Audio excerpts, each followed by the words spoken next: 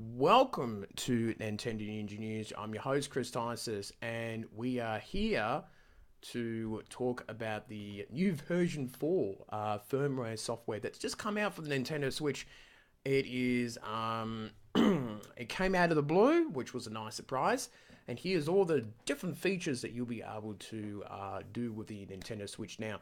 The biggest one is capturing video on selected games.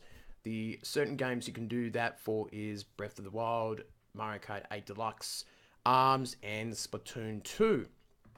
Now, basically how the system works is by holding down the capture button during gameplay, and it will record the previous 30 seconds that will be saved in the album. You can trim the beginning and the end of clips and post it to Facebook and Twitter, which is not too bad.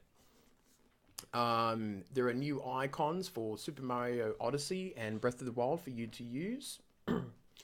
The other interesting thing is you can also transfer your user and save data to another console, but I don't think it's a full transfer of games and things like that. It doesn't seem particularly like a full version of that.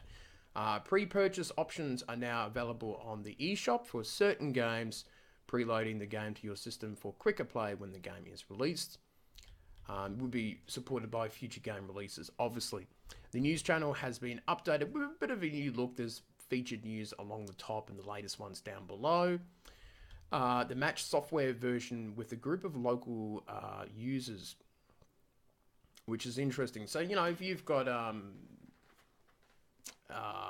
let's just say 1.3 version of Mario Kart, everyone's on 1.2, you can join together as a group of all your Switch consoles and they can download the latest version from you instead of the actual server, which is quite handy if you're playing sort of local multiplayer at a friend's place or, you know, street pass meetups, so to speak. So that's pretty much generally all the big updates for version 4 of the Nintendo Switch firmware. So it's interesting to see. What do you think about the capture card, the capture video stuff? It's interesting. I'm sure that a lot of people get a kick out of it. It might not be the full thing, but I always suggest that if you do want to do video game recording, get yourself an actual capture card and hook it up to your PC. I think that's still the best way of doing things like that. So that's it for me, and I shall see you later on.